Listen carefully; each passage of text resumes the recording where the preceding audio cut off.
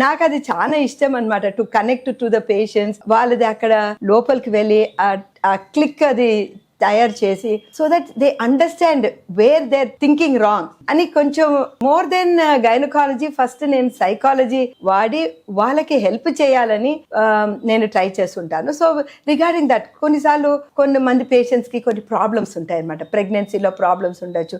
So they need more time. Gynaec కూడా ఉండొచ్చు, infertility case, లేదా వాళ్ళకి మిస్క్యారేజ్ అయింది అనుకోండి.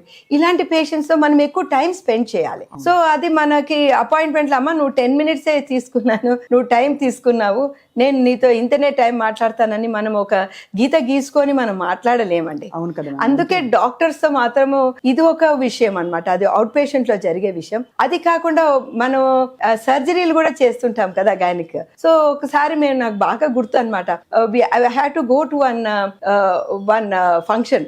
అది ఏంటంటే సరిగ్గా అప్పుడే ఒక పేషెంట్ రప్చర్డ్ ఎక్టాపిక్ ప్రెగ్నెన్సీతో వచ్చేసింది. So she is bleeding inside. ఇలాగా gynaecologist, she was just about 10 weeks pregnancy.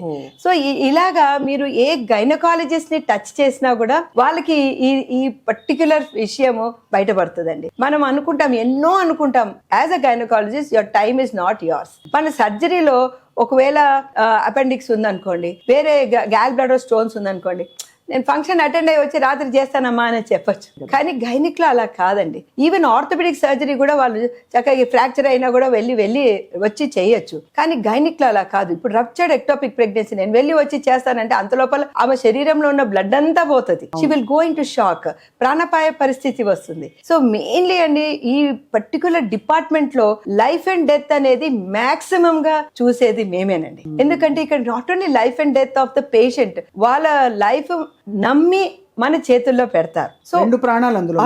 ఒకటి అది. ఒక్కొక్కసారి ఏమైతుందంటే మనం ఎక్కడికన్నా మనం అనుకుంటాం, మనం ప్లాన్ చేస్తాం, ఇక్కడ ఏమైతుంది పేషెంట్ డెలివరీ కాదు, అప్పుడు ఎమర్జెన్సీ సిజేరియన్ అవసరం పడచ్చు, లేదా బేబీ హార్ట్ బీట్ తగ్గొచ్చు, లేదా PPH అంటే పోస్ట్ పార్టం హెమరేజ్ అయిపోయి తల్లికి రక్తస్రావం ఎక్కువగా జరిగిపోతుండొచ్చు. సో ఇలాంటి సిచ్యువేషన్ లో అమ్మ నేను వెళ్ళి వస్తానని చెప్పే పరిస్థితినే ఉండదండి. So you have to be, gynaec తీసుకున్నామంటే you have to be totally dedicated and wedded to the profession అండి.